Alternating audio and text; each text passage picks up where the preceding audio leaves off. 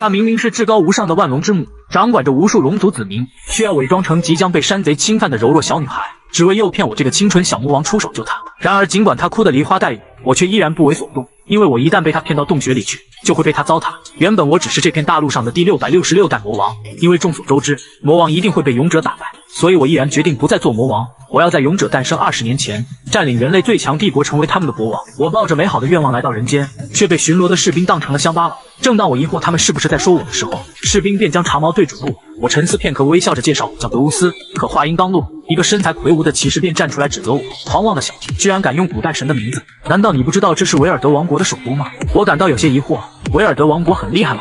能让我来当国王吗？骑士不可置信，我竟说出这种大逆不道的话，拔出武器就对准了我的脑袋。可我的眼中只是闪过一抹寒光，下一秒，骑士瞬间爆头而亡。懵逼的士兵有点懵逼，可紧接着他的脑袋也炸裂开来。想反抗的众人还没拔出武器，便全部倒在了我的脚下。我将所有士兵的尸体倒挂而起，同时我的声音响彻整座王都：人类，迎接属于你们的新国王吧！一股恐怖的气息弥漫整座王宫，所有士兵纷纷朝大门靠拢。可当看到我的身影时，所有人无不大惊失色。此刻我犹如地狱归来的恶鬼，所过之处尸横遍野。仅仅片刻，就只剩下一个圣骑士在那苦苦支撑。我饶有兴致地看向他，他的口中念念有词：世界的创世神啊，赐予我消灭黑暗的力量啊！一道神圣光芒降临他的身上，他举起圣剑向我挥出了最强一击，强大的能量瞬间席卷整座城堡。然而下一秒，圣骑士便露出了惊恐的表情，因为我只是轻轻一捏便挡下了他的攻击。在我的面前别提什么神明。说罢，瞬间便出现在他身后。与此同时，一颗心脏被我死死捏在手里。就这样，圣骑士在无尽的恐惧中倒在我的脚下。接下来我走进了最后的大殿，骑士们将国王死死护在身后。他端坐在宝座上，满脸阴沉地看向我：你究竟是谁？你就是这个王国的主人吗？让我们好好谈谈吧。可不等我把话说完，一个士兵竟不知死活地打断了我的话：陛下的名讳也是你能直呼的吗？我只是随手打了一个响指，这群小杂鱼瞬间暴毙当场。吓尿的骑士瞬间吓尿，我纵身一跃，一对翅膀在我身后浮现，下一秒便来到了国王身前。现在我们能好好谈一谈了吧？国王惊呼：你想要什么我都可以给你。我轻描淡写的让他把王国交给我，然而国王却歇斯底里的怒吼起来：除了这个什么都可以。而我却满不在乎的挠了挠耳朵：既然不行，那我就杀了你。等我娶了你的家人后，这个王国最后还是我。话音刚落，国王便露出了狰狞的面孔：我知道你这家伙是想要我的女人，这绝对不行。她可是豪尔森大陆的荣耀，王室之花。然而对此我却丝毫不感兴趣，甚至连她有个女儿都不知道。我不需要你的女人，我要的是王室。国王听后越加愤怒：你为什么要拿不属于你的东西？我神情冷漠：那这些都是你的吗？国王还想狡辩什么？王国当然是王室的，可我却不给他丝毫反驳的机会。你不也是从别人手上抢过来的吗？你在这个位置过了几十年的好日子，现在这个位置我要了。国王咆哮着说道：你这样做，圣皇庭是不会放过你的。我轻蔑的大笑一声：什么圣皇庭？管他呢！说罢，一股恐怖的能量从我的身上爆发而出，瞬间席卷了整座王宫，周围的一切尽皆化为了废墟。看着变成焦炭的国王，从他身上我感受不到丝毫纯血的气息，对此我略感失望，呆呆地看向天空。这就是人类的力量吗？看来他们根本没有做好准备。不过转念一想也正常，自己提前了20年醒来，勇者确实还没有出现。原来在这片大陆上，魔王与人类的战争持续了整整66580年。虽然每次都以魔王的失败告终，但每100年新的魔王就会复活。可即使如此，勇者都会突然出现，然后将魔王打败。而我作为第666代魔王，吸取前魔的教训后，提前20年苏醒，为的就是终结一切，让世人看到我如何毁灭这个世界。就在这时，一个娇美的身影跑了进来，她眼含泪水，满脸悲伤地看着我：你到底是谁？你对我的父皇做了什么？我略感疑惑，这才想起她就是国王的女儿艾普尔。国王已经死了，我将迎娶你继承王位。听到父皇死了，艾普尔不可置信地盯着我，可不等他说些什么，我只是轻轻打了一个响指，艾普尔便神情一致，然后双膝跪地：我这具卑微的身体是您的，请收下我吧，主人。我纵身一跃来到他的身前，轻轻扶起他的下巴：从今往后，你就是属于我的第一个人类。然而就在这时，我冷声一句：别偷看了，趁我把你的眼珠子挖出来之前，滚出来吧。与此同时，虚空发生一阵颤抖，一个身影从裂缝中缓缓出现。不愧是君主大人，忠臣阿雷斯拜见主君。看到他的身影，我却丝毫没有感到意外。你之前侍奉的不是我的父亲吗？为什么跟我到这里？阿雷斯毕恭毕敬地表示，主君的肉身是前任魔王亲自赋予的，所以我现在的主人只有您一个。我摆摆手让他赶紧滚蛋，我是不会回魔界的。没想到阿雷斯微微一笑，毫不犹豫地答应下来，然后让我忙自己的。就在我感到分外诧异的时候，阿雷斯指了指眼前的人类公主：君主大人不是打算将种子播种到这个女人的身上吗？说到这里的时候，阿雷斯却话锋一转：这80年来含辛茹苦地将你带大，虽然对你的教育差点将你揍得半死，但在你进入觉醒之战前，我是唯一一个真心爱你的魔族。没想到不久前还步履蹒跚的小家伙，现在已经开始对女人感兴趣。看着阿雷斯那副煽情的面孔，我恨不得只想将他一口吞掉。我再次向他声明，我不做魔王了，我要成为普通的人类。阿雷斯并没有生气，反而满脸姨母笑地看着我，你想做什么就尽管去做吧。然而他的话却让我更加怀疑他有什么阴谋。无奈阿雷斯只能问我，您攻击这个国家有什么特别的理由吗？是不是因为他们侵略了您的领地，或者是对魔界的宝藏起了贪念，所以才让您心情不好？然而我却根本没有想那么多，我只不过是觉得成为人类的国王也不错。没想到阿雷斯却欣喜若狂，不愧是我们的魔王，您来到人界后不仅抢走了最大的王国，而且杀死了他们的国王，甚至还想迎娶人类公主，最后还想伪装成普通人。这种事情就连我这种高级魔族都不敢想象，如此深远的谋略，果然您就是天生的魔王。不过您放心，即使您抛弃了我们，我也会将您的儿子带回魔界，然后将他培养成魔王。等到20年后，他将代替您成为第666代魔王降临人间。听完他这些话，我竟有些无言以对，然后转头看向一旁的人族公主，无比庆幸自己逃过一劫。我这80岁花一样的年纪，差点就要变成孩子的爸爸。可突然我神情一变，一道巨大的光波从我的口中喷射而出，朝着阿雷斯的方向轰去。恐怖的能量将前方百里的山脉都轰为了齑粉。不过我并不是想要杀了阿雷斯，而是为了发泄心中的愤怒，差点就中了人类的陷阱。以后这种事一定要早点告诉你。阿雷斯被我的举动吓得愣在了原地，刚才那恐怖的一击让他体会到我和以往的魔王果然不一样，或许这一次我们真的能赢。不过他转头再次提醒我，成为国王是不是太显眼了？那我就成为正义的守护者，勇者的伙伴。所有人都不会想到勇者的伙伴就是魔王，就让愚蠢的勇者打头阵。我安静地躲在后面捞好处。想到这里，我便不由自主地大笑起来。我真是一个大聪明。不过阿雷斯却差点扑晕过去。他劝我清醒一点，没有魔王就没有勇者，那么你又怎么当勇者的伙伴？可我却不再理会，纵身一跃便告诉阿雷斯我们去找勇者了。与此同时，在我身边发生的一切都被一个神秘人看在眼里。这第666代魔王好像是个不良品，不仅身份低贱，智力也很低。看来我的机会来了，而这人正是至高无上的万龙之母。不久后，我坐在马车上，惬意地欣赏着路边的风景。可阿雷斯却有些疑惑，为什么我们不飞过去，而是要慢慢悠悠地坐马车？我一脸不耐烦地告诉他，飞着走不就告诉别人我们是恶魔吗？阿雷斯却指着城堡责问我，你把城堡都烧成那样，谁会不知道你是恶魔呀？我却假装什么都没听见。阿雷斯再次疑惑，为什么主君不当勇者，而是要当勇者的伙伴？因为伙伴就算没有血脉也没关系，只要找个傻子打头阵，我们就可以在后面数钱。原来这个世界的勇者也分等级，首先是排第一的 S 级勇者，那些能杀死龙的人可以被称为屠龙者，其次是巨级巨人屠杀者，再过了是2级水之魔屠杀者。至于 ABC 级勇者，则由圣皇庭的勇者管理科决定。除此之外，还有一种最垃圾的 F 级勇者，被称为次等品的存在，既得不到贵族们的支援，也不受人民的爱戴，就像是可以随意丢弃的烂蔬菜。不过勇者也有比等级更重要的东西，那就是血脉。在66580年前，拯救人类的第一个救星勇者和圣女在杀死第一任魔王后，他们的后人遍布全世界，经历了世代扩散，残留在各大家族中的血脉越纯，他们的灵力就越强，而每100年最纯血脉的勇者就会出来和魔王战斗。听到这些，我却丝毫提不起兴趣，就是因为这该死的战争，我被关在了蛋里80年。现在的我只想躲在勇者身后，老老实实当个有钱人。就在这时，一只蝴蝶飞过了我的头顶，紧接着一阵清风吹乱了我的头发，那温暖的阳光照射在身上，让我感到分外惬意。人间的一切都显得如么美好。原来的我本应在蛋里多待20年，然后在第一次踏上这片土地时被勇者杀死。不过现在我逃出来了，或许这才是一个明智的选择。魔王这个职业是时候消失了。不久后，我正在阿雷斯的马车上悠闲自在地欣赏沿路的风景。阿雷斯还在想劝我回到魔界，我刚想言辞拒绝他，自己是绝对不会回去的。然而就在这时，一道求救声传来，我和阿雷斯同时望去，竟然是一个看似娇弱的弱女子被几十个山贼追赶。看到前面有人，女子仿佛抓住了最后一根救命稻草，请救救我！我被山匪追了。然而我却坐在马车上纹丝不动。阿雷斯有些疑惑地问道，一位美丽的女士陷入了困境，你不应该去帮她吗？你不觉得很可疑吗？为什么这么说？明明是在空旷的草原，他们是如何悄无声息地进入到我们视野的？还有按常理来说，几十个壮汉追一个女人会追不到吗？我有些无语地看向阿雷斯，这不会是你设计的小把戏吧？让我英雄救美，然后人家以身相许，这样你就可以把我俩的继承人带回魔界继承王位。阿雷斯摇了摇头，他怎么可能出这种馊主意？就在这时，女人已经扑到了我的马车上，梨花带雨的恳求我救救她。见我想拒绝，女人顿时哭得更凶了。山贼杀光了我的家人，还想要侮辱我，求您救救我吧！我只是淡淡的拒绝道，我只做猎龙这种有挑战的事，像对付山匪这样的小任务就不要麻烦我。然而我话音刚落，就听到女人小声嘀咕 TMD， 这傻逼事情咋这么多？我立马兴奋地朝她指来，嘿，你刚刚是在骂人吧？我听到了，就在我逮到把柄，准备给这个女人一点颜色瞧瞧时，一把镰刀甩了过来，狠狠地插在了我的马车之上。正是这群山贼干的！为首之人喊道：“小白脸，不想死的话就快点滚蛋！”我心里顿时一阵抽搐，我的宝贝马车竟然被这群混蛋给弄坏了。下一秒，为首的山贼身上瞬间燃起了紫色火焰，周围的小弟立马上前扑，却发现怎么也扑不灭，反而越烧越旺。此时我淡淡的声音传来：“这是幽冥，会一直燃烧到你死去为止。还有谁想尝试的？”闻言，山贼纷纷吓得四处逃散。女人略显无语，这群家伙怎么跑得这么快？可随即他又再次贴了上来。山贼占领了我们的寺庙，所有的女祭司都被奴役了，圣物也不见了，求你帮帮我了！我自然是不可能搭理这种拙劣的谎言。谁料女人下一句话瞬间让我愣住。山上供奉的是众龙之神的寺庙，如果你愿意帮我们击退山贼，我们将把圣物金龙头盔送给你。有点意思。在女人带领下，我夹着阿雷斯上了山。阿雷斯无语，明明我们可以飞上去，为什么不飞？笨蛋，你想让人认出我是魔王吗？那你为什么不下来自己走？这是关魔王的尊严，哪有魔王亲自走路的？而前面的女子在陡峭的山中连续跑了半个小时后，依然不见疲惫，反而逐渐与我和阿雷斯拉开距离。这是一件很可疑的事，普通的女子根本不可能做到这点。我却笑着说道：“她是谁并不重要，虽然不知道她想干什么，但如果她骗了我，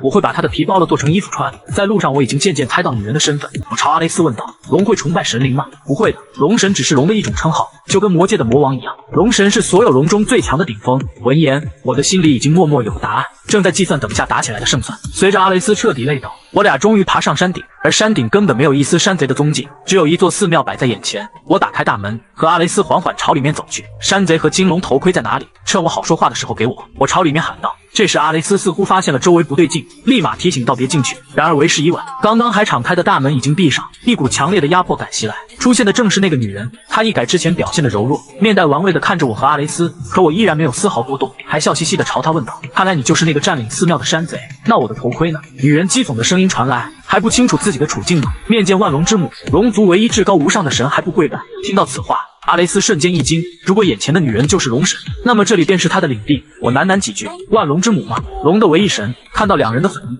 女人显然很满意，害怕了就跪地祈求吧，我可以放你们一马，但是作为条件。还没等他把话说完，就看见我竟然在和阿雷斯商讨起来。万龙之母，龙的唯一神什么的，真霸气！我觉得我的自我介绍也应该这样，监视着世界上一切黑暗的地方，阴暗的男性领袖者，魔族之王，你觉得怎么样？女人顿时气得脚趾都在发抖。这两个混蛋，你竟然敢无视我！一瞬之间，她起身闪到了我身边，周围都被烈焰所包覆。这里是龙的领域，黄金之地，即使你是魔王，在这个地方你也毫无胜算。识趣的就赶紧跪到我面前来。德米乌尔戈斯666世，除了这样你别无选择。然而我接下来的话却是让他脸色降到了冰点。如果你真的是龙的话，我可以扒下你的皮做衣服吗？明明是至高无上的万龙之母，掌管着无数龙族子民，却出乎意料和我这个小魔王签订了契约，不仅要借我之手帮他狩猎自己的子民，还心甘情愿成为我的奴隶。可就在刚刚听到我说要扒了他的龙皮做衣服，龙神绿金气的当场就要发飙，可我却用手指轻轻堵住了他的嘴巴，并且扬言要他给我道歉。你欺骗了我的感情，我来人界可不是为了闹事，只想安安静静混在人群中成为勇者的伙伴，可你却假装被山贼追杀的小女孩，诱骗我们来到这里，而且一上来就用居高临下的语气让我们跪拜。难道因为你是龙神就可以为所欲为吗？与此同时，阿雷斯出言附和：“没错，仗着自己厉害就认为高高在上，这是极其傲慢的想法。龙族忘记了和平协议，违约在先，所以你应该道歉才对。”听到我们两个一番言论，绿金也不由得开始动摇。他们说的怎么感觉很有道理？难道真的是我错了？可一向傲慢的他从来没有向人低过头。见他仍在迟疑，我便假装带着阿雷斯准备离开。心虚的绿金连忙喊住我们：“既然你们来了，难道不听我把话说完再走吗？”可我却坚持让他先道歉，不愿意就算了，反正你的道歉又不能让我发财。说完，我再次假装要离开，可没走出几步，身后就传来了绿金弱弱的声音：“对不起。”听到这话，我脸色一点，贱兮兮地跑回他的身边，用手轻轻抚摸他那傲娇的龙头。虽然不是很满意，但你既然已经道歉了，那我就大度一点接受吧。这一刻，绿金虽然感觉好像哪里不对，但怎么都说不上来，最后只能无奈地任由我把弄。好了，接下来说说你找我有什么事吧。只见绿金神情瞬间严肃起来：“我需要你帮我狩猎龙族。”然而当我听到这个请求时，再次一脸怀疑地看向他：“你说的是什么鬼话？你一个万龙之母，竟然求我这个魔王帮你狩猎龙族子民？你以为我是蠢货吗？再胡说八道，看我不把你的龙皮扒了！”绿金只能无奈地解释：原来龙族虽然和人类签订了和平协议，但内部却出现了严重分歧。那些被人类杀死过孩子的龙族组成的强硬派，他们使用了从没听说过的奇怪魔法，感染了那些和平生活的龙族子民，利用他们去袭击人类村庄，想借此再次引发人类和龙族的战争。我不能眼睁睁看着那些无辜的孩子成为战争的工具。听到这里，我恍然大悟，所以你是想让我帮你阻止那些被控制的龙族吗？但你又会给我什么好处呢？这一刻，我眼冒金光，露出了奸商的表情。见我似乎愿意帮忙，绿金忙问我想要什么，我抬手便伸出了5根手指，每抓一条龙我要5片龙鳞，外加一套龙息炼制的武器和铠甲。可绿金却生怕我会耍赖，那可是价值1000金币一套的装备，万一你骗我怎么办？我二话不说，随即一个响指，一份恶魔契约便出现在他的面前。我帮他狩猎闹事的龙族，而他则给我龙鳞和装备作为报酬。如果违约绿金就会成为我的奴隶，这可是需要押上灵魂的恶魔契约，只需要说出名字就能成立。见此情形，绿金便不再迟疑，当即便签下了这份契约。殊不知，在他喊出名字的时候，我的嘴角露出了一抹意味深长的笑容。好了，交易完成，接下来几天我就会帮你解决这件事的。说罢，我转身朝着空间外走去。不过这时，绿金的声音再次响起：魔王，你一定要抓火的，不能再让我的子民出现任何死亡。片刻后，我自信地走出了龙神空间，感觉一切都在我的掌控之中。突然，我想到了什么，惊慌地转身往回跑去，结果进入大门里面却空空如也。阿雷斯还在疑惑怎么回事，那是龙神的空间，我们是进不去的。此刻我气急败坏，愤怒的声音响彻了整个山谷。该死的女人，我又被骗了。她答应的真金龙的头盔还没给我。不久后，我们来到了边界的小村子乔利克斯。据说附近的城镇不久前遭到了龙族的袭击，现在整个村子都传得沸沸扬扬，每个人都笼罩在龙族侵袭的恐怖下。阿雷斯带着我来到村里最好的旅馆，可刚进门就遭到了旅店老板的歧视。哪里来的乡巴佬，竟然还想住顶层最豪华的包间？直到阿雷斯拿出了从王都掠夺来的宝物，老板这才吓得连忙让服务员过来接待。这是一个人类男孩，跌跌撞撞跑来，在他的身上我感受到了一丝薄弱的血脉气息。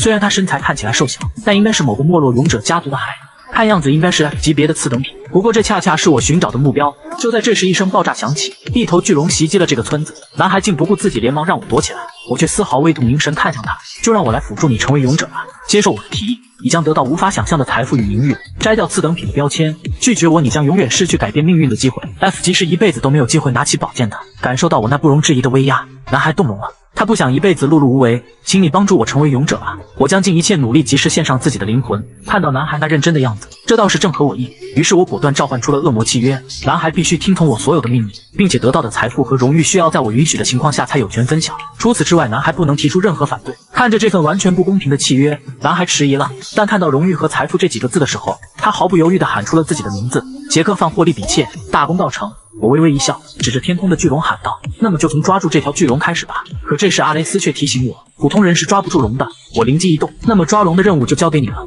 等你和巨龙谈好之后，把它扔到杰克面前，到时他只需要挥几下武器，那么所有人都会认为他就是击败龙的勇者。阿雷斯再次疑惑，所有人都知道杰克只有 F 级，是不可能打败巨龙的，到时主君你就会被人怀疑。这时我不怀好意地看向杰克，既然如此，那就好好给他打扮一番。我扯开他的衣服，然后将铁锅套在他的头上，铁锅侠就此诞生。可这副模样，男孩始终没有打败巨龙的信心。我不容置疑地再次看向他，想象一下，你手中握着的是通往财富与荣誉的钥匙，击败巨龙，你将走向成功。听到这番话，杰克感到莫名的心情澎湃，就像拥有了可以碾碎一切的力量。或许这就是他勇者的血脉觉醒了。我邪魅一笑，冲吧皮卡丘！杰克像听话的小狗，转身便朝着龙的方向跑去。这一边，阿雷斯来到了教堂的最高处，他单手一挥，潇洒地脱去披风，同时身上幻化出了无数条手臂，紧接着纵身一跃出现在巨龙身后，用力一抓，手臂轻松没入巨龙的身体，顷刻间龙心便被无数手臂缠绕。可就在这时，一堆恶心的粘稠生物从巨龙体内出现，看来这就是龙神说的奇怪的魔法，这些东西完全控制了巨龙的神智和身体。事情变得有些棘手，但这怎么难得住魔王最得力的助手？只见无数条手臂将整个龙躯捆住，紧接着一只手朝着龙心抓去，就这样巨龙彻底失去了行动力，硕大的身体朝着地面砸去，而那些失去宿主的粘稠生物顺着手臂拼命朝着阿雷斯的脑袋钻去，看样子是想要侵占阿雷斯的身体。阿雷斯举起手臂便和这群生物纠缠在了一起，可眼看巨龙的身体离地面越来越近，他口中喃喃几句，手臂化为无数利刃将触手尽数斩去，与此同时抬手抓向脑袋上的生物，然而任凭他怎么用力都无法将其拔下。而这边杰克已经做好了挥剑的姿势，看着越来越近的巨龙身体，他想到了小时候父亲对他的教导，无论别人说什么，你都是我们霍利比切家族神圣勇者的后人，我相信你一定会成为讨伐魔王的英雄。他朝着巨龙挥出了最强一击，同时我的眼中闪过一抹寒芒，巨龙的身体顺势倒下，而阿雷斯也显而又显地拔除了那恶心的生物。瞬间整个村子响起了村民的欢呼，勇者击败了巨龙，是神派来的勇者救了我们。杰克差点被众人的追捧冲昏了头脑，我在一旁小声地呼唤他赶紧躲起来，这才屁颠屁颠地向外跑去。阿雷斯站在破败的教堂十字架上，而他那半边脸上却浮现出了诡异的符文，看来他们又回来了。明明是至高无上的万魔之主，抬手就能毁灭一个国家，可整天想的不是如何毁灭世界，而是好奇魔族可不可以和人类生孩子。当听到我提出这个问题的时候，阿雷斯立马露出了欣慰的表情。主君大人终于长大了，已经开始对那个感兴趣了。我连忙羞涩地纠正他的想法，可阿雷斯却意味深长地一笑。魔族当然可以和人类生小孩，而且马上就能怀孕。听到这里，我瞬间来了精神。可接下来阿雷斯却开始了一整套生理讲解，懵逼的我连忙打断了他的对话。反正只要主君你愿意，任何触碰都可以让对方怀孕。举个例子，啪啪的概率高达99%，而热吻的几率是50%，甚至只要握个手就能让人怀孕。听到这里，吓得我不由得一哆嗦。我这具身体简直是太可怕了，完全就是为了生娃而塑造的，想必肯定是那几个老不死的干的。这时阿雷斯话题一转，问我接下来有什么计划。我立马换上了一副早已安排妥当的表情，我要成为一名武器商人。听到这话，阿雷斯瞬间暴跳如雷，您就是为了卖几个武器就抛弃我们来到人界吗？你这个不会做生意的蠢货！人类都在使用龙做武器，难道你没有任何感觉吗？只要我们能抓住活着的龙，就能得到一堆免费的龙鳞和装备，那么到了第100年发生战争时，我们就能稳赚不赔。然而阿雷斯却被我这重大理想气得快要扑晕过去，他劝我赶紧清醒一点，如果没有魔王就不会发生战争，而我却露出了一副胸有成竹的表情。成为武器商人只是为了真正的计划而筹备资金，我可不想一辈子当商人。你难道不知道在黑暗注视一切的王者，拥有世界所有武器的男人究竟有多恐怖吗？阿雷斯顿时一喜，果然您才是魔界最伟大的魔王。说完便迫不及待地拉着杰克出发寻找开店的地址，殊不知在他走后，我却露出了一抹得意的表情。阿雷斯这个大笨蛋真好骗，我的最终目的当然是为了赚钱，然后成为这个魔幻世界最牛逼的包租公。想到这里，我悠闲地躺回了床上。现在我已经找到了愚蠢的勇者和挣钱的方法，很快就能成为一个只需要吃喝玩乐的富豪。可心中总是有一股莫名的空虚感，如果把这个村子的人类都杀了，心情会不会好一点呢？而就在这时，我的耳边响起了一个声音，把他们全都杀了，破坏这个世界，奴役所有人类，让人间变为地狱。只有这样，我们才能结束这无限循环的生死轮回。我却淡淡一句：闭嘴，我要睡了。就这样，我缓缓闭上了双眼。傍晚，阿雷斯已经找到了一间不错的房子，虽然因为巨龙的袭击者房子变得破败不堪，但只要稍微修缮一下就能马上开业。这时得知杰克以前当过木匠，我不禁感叹小小年纪就这么厉害，将房子交给他应该很快就能修好。不过更让我好奇的是，像他这样的 F 级血脉生出的孩子只能是 F 级吗？阿雷斯淡然地说道，其实勇者之间的血脉传承是随机的，即使是 F 级的血脉也可能生出最为厉害的纯血勇者，不过虽然实力无法传承，但财力却是世袭的。那些生出了最顶尖勇者和圣女的家族，他们的财力甚至和国王差不多，靠着这些钱他们可以使用各种方法提高勇者的等级和血统。所以即使 F 级家族生出了等级高的孩子，他们也很难向上前进。对此我却感到无比愤怒，既然靠钱就可以判断勇者的等级，那我们这些被假勇者打得满地找牙的魔族又算什么？果然不论去到哪里，钱才是最重要的。话说我们的勇者去哪里了？而这边杰克在路边开启了一间面馆，虽然村子遭受了严重的破坏，但面馆的生意却很好。看到我出现，杰克连忙为我准备了一份美味的拉面。第一次看到这种食物，口水竟不自觉地流了出来，3两下便被我全部吃完，就连阿雷斯也被杰克的手艺折服。可就在这时，耳边传来一声震怒，我就说不要来这种地方吃东西，到处都是脏兮兮的。杰克连忙道歉，并且表示周围并没有苍蝇，然而那人却直接将面泼到了杰克的身上，甚至还不断嘲笑杰克就是个没用的 F 级废物。那恶心的嘴脸让我感到无比烦躁，哪里来的苍蝇在这嗡嗡叫？男人还不知死活地向我挑衅。你知道我爸是谁吗？竟然敢骂我是苍蝇，怕我不杀了你？可我只是轻轻抬手。就在两人不明所以时，我的眼中闪过一丝寒芒，单手一抓，两人的身体瞬间扭曲成了麻花，下一秒他们的灵魂便被吸进了我的手掌。不懂得尊重替你们卖命的勇者，那就没有资格留在这个世界上。处理完两人，我再次若无其事地干起了饭。突然一张纸条飘落到我的碗里，雷亚城出现了龙族，我心中一喜，当即大手一拍 ，VIP 客人来信了，我们挣钱去，马上出发。巨龙降临，一夜之间整座城堡化为了冰雕，侥幸逃脱的人们在寒风中冻得瑟瑟发抖，唯独男人光着膀子直呼热死了，因为所有的魔法师都在为他施法。笼罩在光幕的他还大骂着：“你们这群笨蛋，想要热死老子吗？”看到这一幕，我直接一轮子从他头上碾过去，人们纷纷以为是拯救世界的勇者降临了。然而看到我车头前面的男孩时，全部都露出了失望的表情。原来是个穿着裤衩的变态。就在我接到绿金的通知后，便第一时间赶往了雷亚城。前往的路上，杰克已经紧张得直打哆嗦。他这辈子别说是半兽人，就算是哥布林他都没有碰到过，想到现在竟然要去屠龙，身体就会不由自主颤抖。阿雷斯看了一眼，只是淡淡说道：“无论你是怎么想的，既然主君大人把你当成了勇者，平时就算了，但冒险的时候你就是我们的老大，所以鼓起勇气来。”虽然说出这话的时候，阿雷斯的声音很小，但杰克听完之后立刻就充满了信心。当我们到达雷亚时，整座城市已经被寒冰巨龙占领，然而国王并没有组织士兵进行反抗，而是只顾自己的享受，不惜让魔法师们透支生命为他取暖。对此我虽然没有太多想法，但我还是向阿雷斯吩咐了几句。与此同时，命令杰克按照上一次的作战方案将巨龙击败。说完，我便继续倒头大睡。阿雷斯见我对他信心十足，当即表示这次一定不会让我失望。有了上一次对付奇异生物的经验，阿雷斯轻轻划开虚空，一个闪现出现在巨龙上空，纵身一跃就朝着寄生的粘液抓去。伴随着几声轰隆响起，巨龙那硕大的身体瞬间嵌入了地底。此时的杰克由于没有穿衣服，被冻得蜷缩在一团。然而看到阿雷斯那华丽的一击之后，心情不由自主再次澎湃起来。原本快要冻僵的身体瞬间有了动力，他必须尽快找到能让阿雷斯一眼看到的位置。就在这时，我甩给他一个木盾，随手一指，在他的木盾上施展了一层保护膜。你不是说这是你爸爸的遗物吗？以防万一，你可别那么轻易就死了。说完，我再次事不关己，呼呼大睡起来。杰克被我这一举动感动的眼泪都流了下来，抓起木盾就朝着城堡正中央的位置跑去。与此同时，阿雷斯和巨龙的战斗一触即发，这一次的寄生生物比之前的还要密集。阿雷斯的手臂化为利刃，一个接着一个划过生物的身体，可任凭他怎么处理都无法完全消灭。同时感受到阿雷斯的强大，寄生生物眼中亮起一丝红芒。寒冰巨龙张开血盆大口，喷射出一道恐怖的能量，然后纵身一跃，再次朝着空中飞去。霎时间，阿雷斯的半边身体都被轰飞，可这并不能对阿雷斯造成致命伤害。只见一只诡异黑手凭空出现，一爪便抓住了巨龙的獠牙。阿雷斯那消失的半边身体上再次浮现出了诡异的符文，紧接着长出了3条诡异的手臂，随即一脚狠狠踢在巨龙的头上。巨龙发出了一声恐怖的嘶吼，庞大的身躯再次狠狠砸入地面。这么大的块头确实有些难缠，他一步步朝着巨龙走去。被寄生的巨龙口中传出痛苦的哀嚎，然而仍是只能任凭他人操控。阿雷斯大喝一声，给我住手！随即一爪再次抓向寄生生物。看到这一幕，杰克激动的不由自主颤抖起来。相比较之前的战斗，阿雷斯大人这一次的攻击更加恐怖了，能独自一人对战巨龙，难道他是 S 级勇者吗？与此同时，人们发出了欢呼雀跃的呐喊，神明终于听到我们的祷告了，我们终于可以活下来了。可这时的国王却吓得浑身直打哆嗦，要是被圣皇庭知道这里发生的事情，那他就惨了。杰克被人们的欢呼再次点燃了心中的斗志，他也想成为真正给大家带来希望的勇者。就在这时，他的耳边传来了一声呼救，冻僵的冰雕里，一个孩子被死死护在怀里，救救我，勇者大人！而这边阿雷斯和巨龙的战斗还没有结束，被控制的巨龙甩动巨大的尾巴将阿雷斯抽飞。虽然寄生生物被他撕扯下来，然而此时的巨龙仍没有恢复神智，口中传来几句不明所以的龙语，便再次朝着阿雷斯方向袭去。看来只要宿主不死，这些寄生生物就会无限繁殖，简直就像是僵尸龙一样。他是魔王，却不想当魔王，只因众所周知魔王一定会被勇者打败。